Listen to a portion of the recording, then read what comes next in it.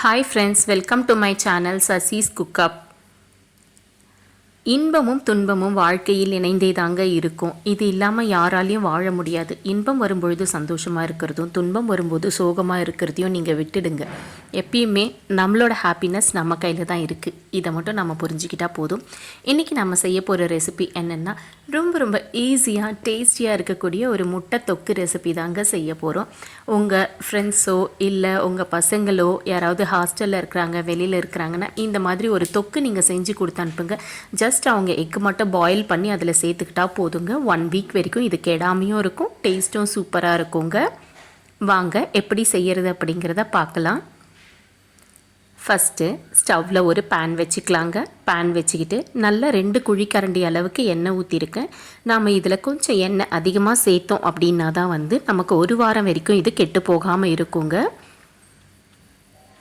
நீங்கள் 1 வீக் இதை வச்சுக்கிறதா இருந்தால் நீங்கள் இதில் வெங்காயம் மட்டும் ஸ்கிப் பண்ணிவிடுங்க. வெங்காயம் போடாமல் மற்ற எல்லாமே போட்டு செய்யுங்க. வெங்காயம் போடுறதா இருந்தால் 1 or 2 டேஸ்க்கு மட்டும்தாங்க வச்சுக்க முடியும். நான் இப்போ இன்றைக்கி ஒரு நாளைக்காக தான் செய்ய போகிறேன், அதனால் வெங்காயம் சேர்த்து செஞ்சுருக்கேங்க. எண்ணெய் நல்லா காஞ்ச பிறகு கடுகு போட்டுக்கலாங்க. கடுகு நல்லா படன்னு பொரிஞ்சு வரட்டுங்க. நல்லா பொரிஞ்சு வந்த பிறகு 1 ஸ்பூன் அளவுக்கு சோம்பு அதில் சேர்த்துக்கலாங்க. சோம்பு தீஞ்சு போகாமல் பார்த்துக்கணுங்க. அதுக்கப்புறம் ஒரு 2 பச்சை மிளகாய் அதில் சேர்த்துக்கலாங்க. சேர்த்துட்டு கொஞ்சமாக பச்சை பசேல்னு இருக்கக்கூடிய கருவேப்பிலையும் நம்ம சேர்த்து வதக்கிக்கலாங்க. இப்போ நாம் கட் பண்ணி வச்சுருக்கக்கூடிய வெங்காயத்தையும் இதில் போட்டுக்கலாங்க. நான் 2 வெங்காயம் சேர்த்துருக்கேங்க. 2 வெங்காயம் நல்லா பொன்னிறமாக வர வரைக்கும் நல்லா வதக்கிட்டே இருக்கலாங்க.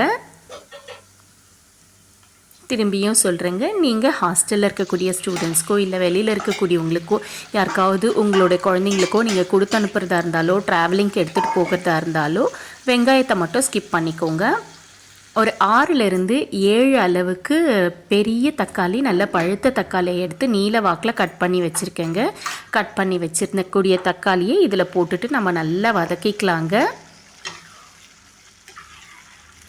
இதில் நாம் தண்ணியே சேர்க்க போகிறது கிடையாதுங்க. பாருங்கள், இந்த மாதிரி நல்லா வதங்கி வரணுங்க.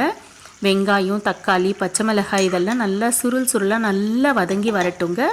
நம்ம தண்ணி மிக்ஸ் பண்ண வேண்டிய அவசியமே இல்லை. தக்காளியில் இருக்கக்கூடிய தண்ணியே எந்த அளவுக்கு வருதுன்னு பாருங்கள். இந்த தண்ணியே நல்லா கெட்டியாக சுண்டணுங்க. சுண்டின பிறகு தான் நம்ம மிளகாத்தூள் சேர்க்கணும். நான் 2 பச்சை மிளகாய் ஆல்ரெடி போட்டிருக்கேன், அதனால் 2 ஸ்பூன் அளவுக்கு மிளகாத்தூள் சேர்த்துக்கிறேங்க.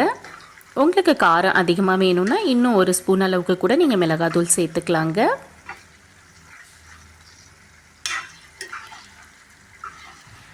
இதை நீங்கள் இன்னொரு மாதிரி கூட செய்யலாங்க. மிளகாத்தூள் சேர்க்காமல் வெறும் பச்சை மிளகாய் மட்டும் சேர்த்து கூட செய்யலாங்க. அதுவுமே ரொம்ப சூப்பராக இருக்கும்.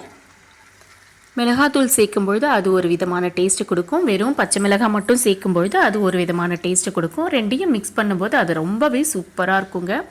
பாருங்கள், நல்லா எப்படி வதங்கி வருது. எண்ணெயிலே நல்லா வதங்கணுங்க. இது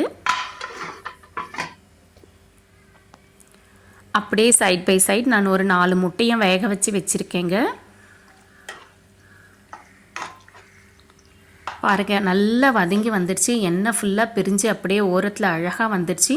இந்த மாதிரி டைமில் நம்ம வேக வச்சுருக்கக்கூடிய முட்டையை தோல் உரிச்சிட்டு பாதியாக கட் பண்ணிவிட்டு அது மேலே எடுத்து அப்படியே வச்சுக்கலாங்க. உங்களுக்கு தேவைன்னா நீங்கள் பெப்பர் தூள் கூட கொஞ்சம் சேர்த்துக்கலாங்க. பெப்பர் தூள் சேர்த்திங்கன்னா இன்னும் கொஞ்சம் டேஸ்ட் டிஃப்ரெண்ட்டாக இருக்கும். பாருங்கள், இந்த மாதிரி முட்டையை அப்படியே மேலாப்பில் வச்சுட்டு 2லேருந்து 3 நிமிஷம் வரைக்கும் அப்படியே அந்த கொதி வரக்கூடிய அந்த இதில் இருக்கட்டும்ங்க. ரொம்ப சூப்பராக இருக்கும். பார்க்குறதுக்கே எவ்வளோ அருமையாக இருக்குது பாருங்கள். பார்த்தோன்னே டெம்ட் ஆகுது, நமக்கு சாப்பிடணும்னு தோணுது. ரொம்ப ஈஸியான ஒரு ரெசிபி. பேச்சுலர்ஸ் எல்லாருமே இதை ஈஸியாக ரூம்லேயே கூட செஞ்சிடலாங்க. பெருசாக இதுக்கு நிறைய எதுவுமே தேவையில்லைங்க. முட்டை, வெங்காயம், தக்காளி இதெல்லாம் இருந்தால் மட்டுமே போதும். பாருங்கள், இப்போ 2 நிமிஷம் கழித்து அப்படியே அந்த மசாலாவை மேலே எடுத்து அந்த முட்டை மேலே அப்படியே ஊற்றிட்டு 1 or 2 மினிட்ஸ் நீங்கள் மூடி வச்சுருங்க. அந்த மசாலா அந்த முட்டைக்குள்ளே அப்படியே இறங்கி செம்ம டேஸ்ட்டாக இருக்குங்க. நீங்கள் இந்த மாதிரி ட்ரை பண்ணி பாருங்கள். ரொம்ப சூப்பரான ஒரு ரெசிபி இது. இதை நீங்கள் சூடாக இருக்கக்கூடிய சாதத்தில் போட்டு சாப்பிட்டிங்கன்னா அவ்வளோ அருமையாக இருக்குங்க.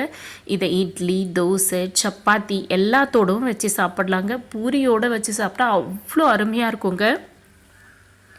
இந்த டிஷ் உங்களுக்கு பிடிச்சிருந்ததுன்னா நம்ம சசிஸ் குக்கப் சேனலை சப்ஸ்கிரைப் பண்ணிக்கோங்க. அப்படியே பக்கத்தில் இருக்கக்கூடிய பெல் ஐக்கானையும் கிளிக் பண்ணிக்கோங்க. அப்போ தான் நாம் போடுற வீடியோஸ் உடனடியாக உங்களுக்கு சேருங்க.